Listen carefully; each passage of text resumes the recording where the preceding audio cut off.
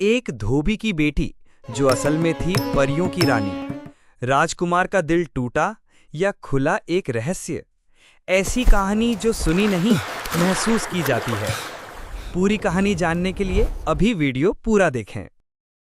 बहुत पुराने समय की बात है।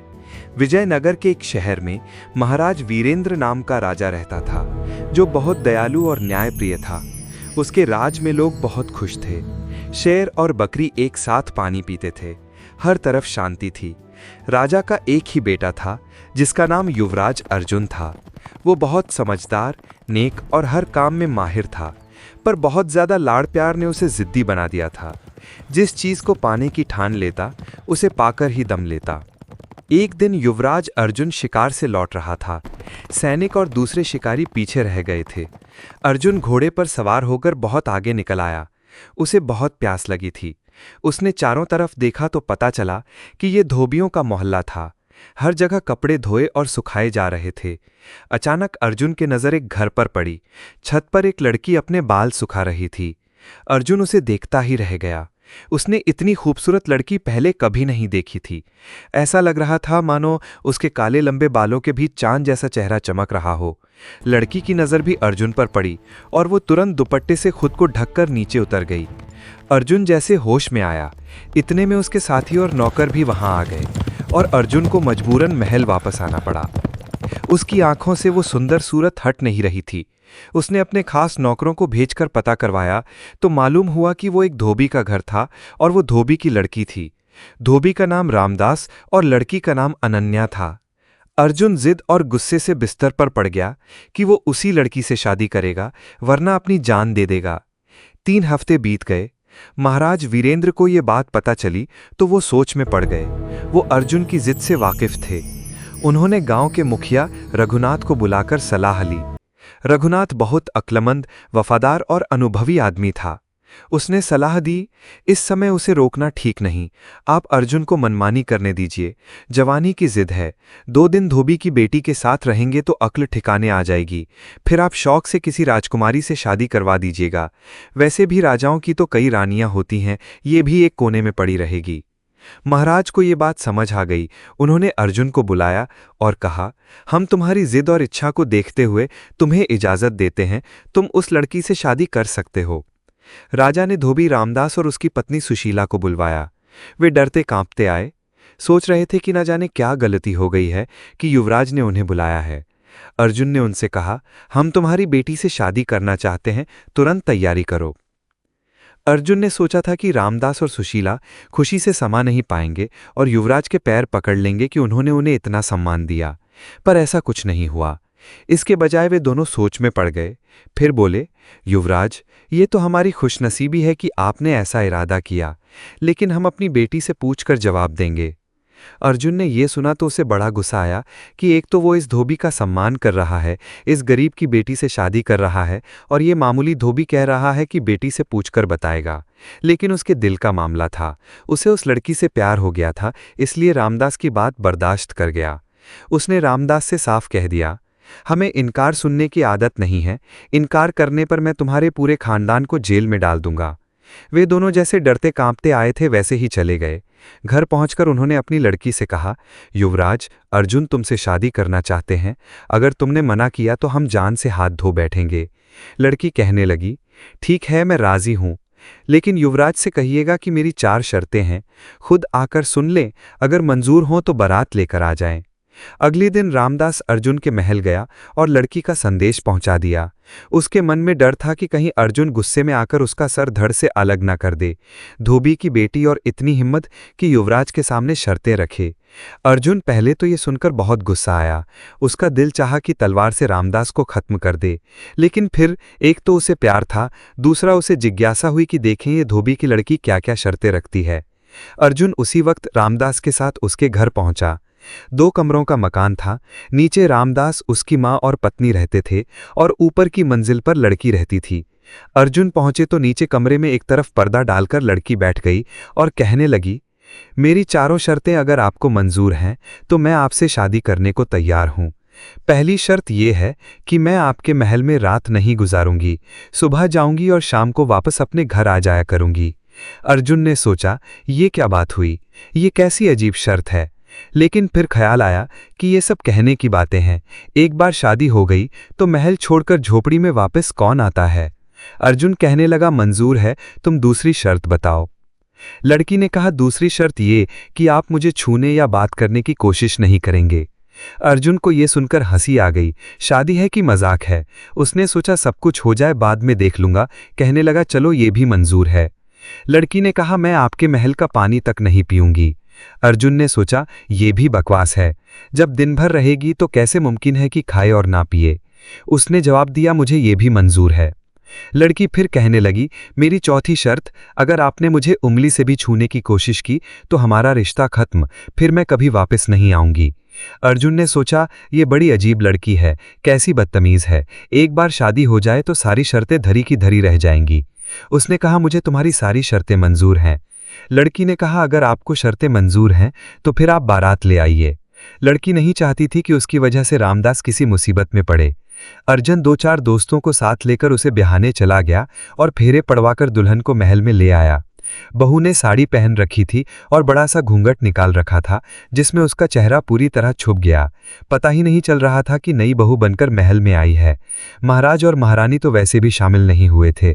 बस अर्जुन की खास दासी मालती थी, वही हाथ बांधे खड़ी थी कि कोई हुक्म हो। शाम हुई तो मालती ने आकर बताया कि गाड़ी लग गई है। बहू उठी और सीधी गाड़ी में जाकर बैठ गई। अगले दिन सुबह उन्हीं कपड़ों में उसी तरह लिपटी हुई आई और उसी कुर्सी पर बैठ गई। दिन भर ना कुछ खाया, ना पिया, ना हिली डुली, पत्थर की मूर्ति की तरह बैठी रही और शाम को वापस चली गई। 1 दिन, 2 दिन, 3 दिन, पूरे 6 महीने बीत गए। उसके रोज के काम में कोई फर्क नहीं आया। जैसा अर्जुन ने सोचा था वैसा कुछ भी नहीं हुआ और अर्जुन अपनी शर्तों से बंधा हुआ था। जिस चेहरे को देखकर उसने अपनी नींद और चैन त्याग दिया था, उस चेहरे की एक झलक तक देखने को नहीं मिली। दरबार में लोग अलग अलग बातें बनाने लगे। महाराज वीरेंद्र और महारानी शारदा सब परेशान हो गए। एक दिन अर्जुन ने रामदास को बुलाया और कहा, तुम अपनी बेटी को समझाते क्यों नहीं? अब वो हमारी रानी है, उसे महल में रहना चाहिए। इस तरह रोज रात को चले जाना अच्छा नहीं लगता, लोग बातें बनाते हैं। रामदास हाथ जोड़कर बोला, राजकुमारी की जय हो। सच बात यह है कि वो हमारी बेटी है ही नहीं। एक दिन हमारे घर पर आई और बोली, इस दुनिया में मेरा कोई नहीं है, मुझे अपनी बेटी बनाकर अपने घर में रख लो। हमारी कोई औलाद नहीं थी, मेरी पत्नी को उसकी सुंदर सूरत भा गई, हमने उसे घर में रखा। हमारे घर में ऊपर रहने लगी, हमसे उसने उसके बाद कोई वास्ता ही नहीं रखा। कहाँ खाती पीती है, क्या करती है, हम कुछ नहीं जानते। कभी कभी मेरी पत्नी के पास आकर बैठ जाती है, उसे माँ कहती है। वो बेचारी इसी में खुश रहती है।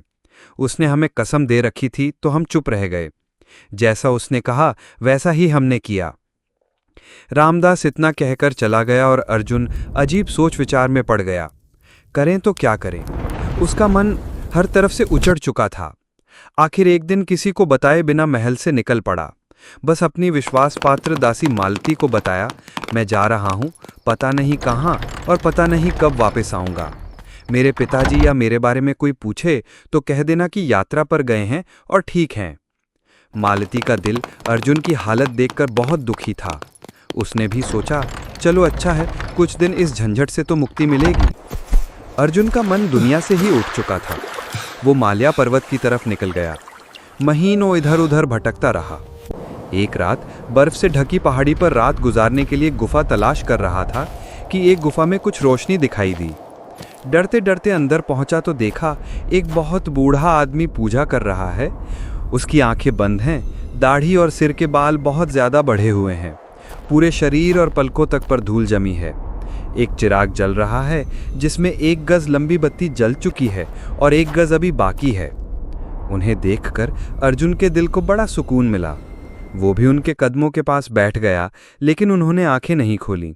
उन्होंने समाधि लगा रखी थी, उन्हें कुछ खबर नहीं थी। वे ईश्वर के ध्यान में डूबे हुए थे। अर्जुन वहीं रहने लगा। रोज सुबह उठकर झरने से पानी लाता, योगी महाराज के हाथ पैर धोता, बाल धोता, बालों में कंघी करता, गुफा की सफाई करता, नीचे घाटी से जंगली फल फूल तोड़कर लाता और उनसे अपना पेट भर लेता। 1 महीने के बाद उस योगी महाराज ने आंखें खोलीं तो अर्जुन को सामने हाथ जोड़े बैठे पाया। अर्जुन ने उन्हें पानी पिलाया, जंगली फल फूल खिलाए, उनके हाथ पैर दबाए। योगी महाराज बोले, बच्चा, तू राजकुमार है, इस योगी की कुटिया में तेरा क्या काम है? अर्जुन ये सुनकर बोला, महाराज, आप जानते हैं कि मैं राजा का बेटा हूं, तो ये भी जानते होंगे कि मैं क्यों और किस लिए मारा मारा फिर रहा हूं। मेरे माता पिता मेरे लिए परेशान होंगे, पर मेरा वापस जाने का मन नहीं चाहता। योगी बोले, बच्चा, योगियों से कुछ छुपा नहीं। तूने बड़ी गलती की जो उस लड़की से शादी की, पर तूने हमारी इतने दिन सेवा की है तो हम तुझे खाली हाथ नहीं भेजेंगे।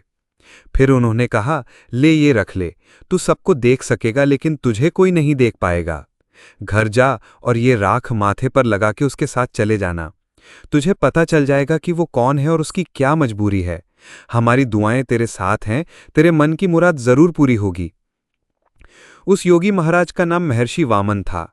उन्होंने अपने चिराग की जली हुई बत्ती की राख अर्जुन को दी, जिसे उसने संभाल कर कपड़े में बांध लिया और योगी को अलविदा कहकर चल दिया। कई दिन का सफर तय करने के बाद वो वापस महल में पहुंचा तो इस हाल में कि कपड़े फट गए थे, पांव में छाले पड़ गए थे और बहुत दुबरा वो कमजोर हो गया था। कमरे में अनन्या उसी तरह उन्हीं कपड़ों में कुर्सी पर बैठी थी। मालती अर्जुन को देखकर बहुत खुश हुई। कहने लगी, युवराज, कहाँ चले गए थे और ये क्या हाल बना लिया है? महाराज और महारानी भी लगातार आपके बारे में पूछते रहते थे। मैं यही कह देती थी कि आप यात्रा पर गए हैं और ठीक हैं। अर्जुन ने पूछा, क्या ये मेरे पीछे भी रोज इसी तरह आती थी? मालती ने बताया, इसके नियम में कोई फर्क नहीं आया था, ये रोज उसी तरह आती थी। अर्जुन ने कहा, मैं बहुत थका हुआ हूं, अब सोऊंगा, लेकिन शाम को जब ये घर जाने लगे तो मुझे जगा देना। शाम को जब अनन्या के जाने का वक्त हुआ तो मालती ने अर्जुन को जगा दिया। अर्जुन ने झट माथे पर महर्षि वामन की दी हुई राख लगा ली और उसके साथ हो लिया। अगले दिन सुबह सुबह अर्जुन वापस आया और मालती से बोला, आज मैं उसी कमरे में सोऊंगा। जब वो आकर बैठ जाए तो तुम आकर मुझे जगाना और मुझसे पूछना कि दिन चढ़ गया है, मैं उठता क्यों नहीं हूं। मैं जो ना बताना चाहूं उसे भी जिद करके पूछना। मालती समझदार थी, समझ गई कि अर्जुन का क्या मतलब है। जब अनन्या आकर अपनी कुर्सी पर बैठ गई तो मालती ने आकर अर्जुन को जगाना शुरू किया। अर्जुन पहले तो जागा नहीं, जब जागा तो मालती को डांटने लगा, क्या मुसीबत आ गई है, क्यों जगा दिया मुझे? मैं इतना अच्छा ख्वाब देख रहा था, मेरा ख्वाब तोड़ दिया तुमने। मालती खुशामद करने लगी, युवराज, बताइए ना, पहले तो राज बताइए। पहले तो अर्जुन टालता रहा, फिर बोला, अच्छा, अब तो इतनी जिद कर रही है तो बता देता हूं। मैंने सपने में देखा कि कल रात जब ये अनन्या उठकर यहां से गई तो मैं भी इसके साथ साथ चला।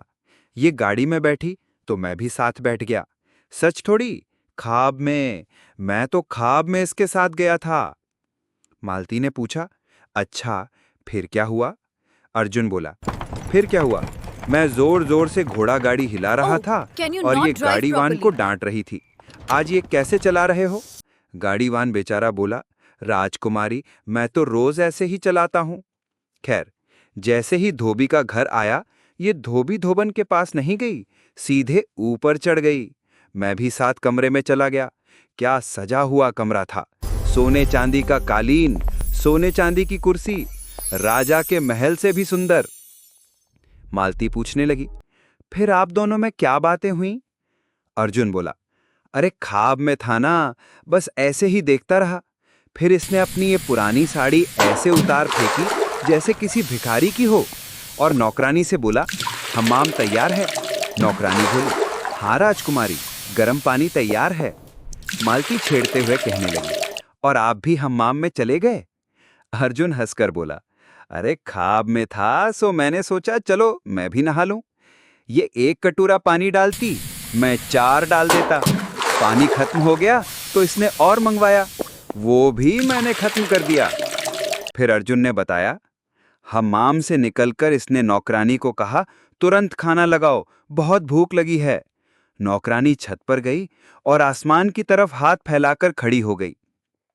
आसमान से एक थाल उतरा जिसमें सोने चांदी के बर्तनों में तरह तरह के पकवान थे। नौकरानी ने थोड़ा अपने लिए निकाला और बाकी इसके सामने रख दिया।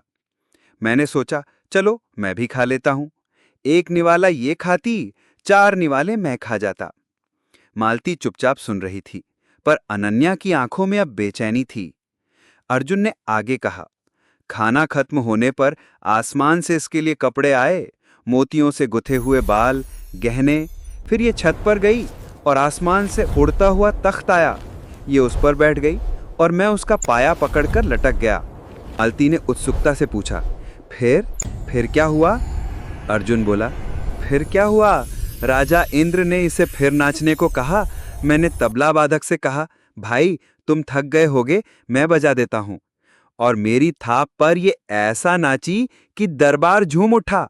राजा इंद्र ने खुश होकर रेशमी रुमाल इनाम में दिया। ये सुनते सुनते मालती ने जेब से सचमुच का वही रेशमी रुमाल निकाल लिया। अब अनन्या पूरी तरह अर्जुन की ओर मुड़ चुकी थी। मालती ने कहा, युवराज फिर क्या हुआ? अर्जुन बोला, फिर राजा इंद्र ने इसे फिर नाचने को कहा। मैंने ढोल बजाया, इसने नृत्य किया और राजा ने सोने की अंगूठी दी। वो भी मेरी जेब में है। मालती ने वो भी निकाल ली। अब अनन्या का चेहरा गंभीर हो गया था। अर्जुन ने मुस्कुराते हुए कहा, तीसरी बार जब नाच खत्म हुआ तो मोतियों का हार इनाम में मिला और वो भी मेरी जेब में है। मालती ने हार निकाला और अब अनन्या ने गहरी सांस लेते हुए कहा, युवराज अब तो आप जान ही गए होंगे कि मैं धोबी की लड़की नहीं हूं, मैं परियों की दुनिया की एक परी हूं। अनन्या बोली, अब मेरी कहानी भी सुन लीजिए। परियों की दुनिया में मुझसे बेहतर नाचने वाली कोई नहीं थी। राजा इंद्र रोज मेरा नृत्य देखकर ही दरबार लगाते थे। एक रात मेरी तबीयत बहुत खराब थी, सिर में तेज दर्द था। दरबार से बुलावा आया तो मैंने मना कर दिया, लेकिन राजा को मेरे बिना चैन कहाँ। उन्होंने दोबारा बुलावा भेजा। मैं गुस्से में आ गई और कह दिया, राजा से कहना कि उनके पास इस नाम की भी कोई चीज है या नहीं। संदेशवाहक ने जाकर राजा को यही कह दिया। राजा इंद्र तो गुस्से में आग बबूला हो गए। उन्होंने तुरंत मुझे बुलाया। मैं डरते कांपते दरबार में पहुंची तो उन्होंने कहा, बहुत नखरा हो गया है तुझे अपने आप पर। जा, मैं तुझे बद्दुआ देता हूं। तुझे साल भर धरती पर लड़की बनकर रहना पड़ेगा और अपनी पहचान छुपानी होगी। अगर किसी को पता चल गया कि तू परी है या किसी मर्द ने तुझे छू लिया तो तू कभी परियों की दुनिया में वापस नहीं आ सकेगी। मैं बहुत रोई, गिड़गिड़ाई, माफी मांगी। राजा ने कहा, मैं अपनी बद्दुआ वापस नहीं ले सकता। हाँ, इतना जरूर करूंगा कि तुझे रोज रात को तख्त भेजकर परियों की दुनिया में वापस बुला लूंगा, लेकिन साल तुझे धरती पर ही काटना पड़ेगा। मेरे पंख नोच लिए गए और मुझे धरती पर फेंक दिया गया। मेरे साथ मेरी दासी भी धरती पर आ गई। मैंने अपने लिए धोबी का घर चुना और धोबी की बेटी बनकर रहने लगी, ताकि किसी को मुझ पर शक न हो। लेकिन किस्मत में आपकी सेवा करना लिखा था। कल मेरी सजा का 1 साल पूरा होने वाला था। मुझे मेरे पंख वापस मिल जाते और मैं वापस परियों की दुनिया में चली जाती। आपको मेरी असलियत कभी पता न चलती। आप यही समझते कि मैंने बेवफाई की और भाग गई। लेकिन अब सब खत्म हो गया। अब आप ही मेरे मालिक हैं और मैं आपकी सेविका। अर्जुन ने अनन्या की ये हैरान कर देने वाली कहानी सुनी। उसने उसकी आंखों में सच्चाई देखी और कहा, अनन्या, तुमने मेरे साथ कोई छल नहीं किया, बल्कि ये मेरा सौभाग्य है कि मैं परियों की रानी का पति हूं। अर्जुन उसे लेकर महाराज वीरेंद्र और महारानी शारदा के पास गया और पूरी कहानी सुनाई। राजा को जब पता चला कि उनकी बहू धोबी की लड़की नहीं बल्कि इंद्रलोक की अप्सरा है तो उनकी खुशी का कोई ठिकाना ना रहा। महाराज वीरेंद्र ने पूरे राज्य में ढोल नगाड़े बजवाए और बेटे की शादी फिर से धूमधाम से करवाई। इस बार किसी शर्त की जरूरत नहीं थी। अनन्या अब पूरी तरह उनकी रानी थी। विजयनगर में कई दिन तक जश्न मनाया गया। लोग दूर दूर से आकर परियों की रानी और युवराज अर्जुन को देखने आते। और इस तरह अर्जुन और अनन्या ने अपने जीवन का शेष समय सुख, शांति और प्रेम से बिताया। अगर आपको ये कहानी पसंद आई हो तो वीडियो को लाइक और शेयर जरूर करें। और हाँ, ऐसे और मज़ेदार और सीख देने वाले वीडियो देखने के लिए हमारे चैनल को सब्सक्राइब करना ना भूलें।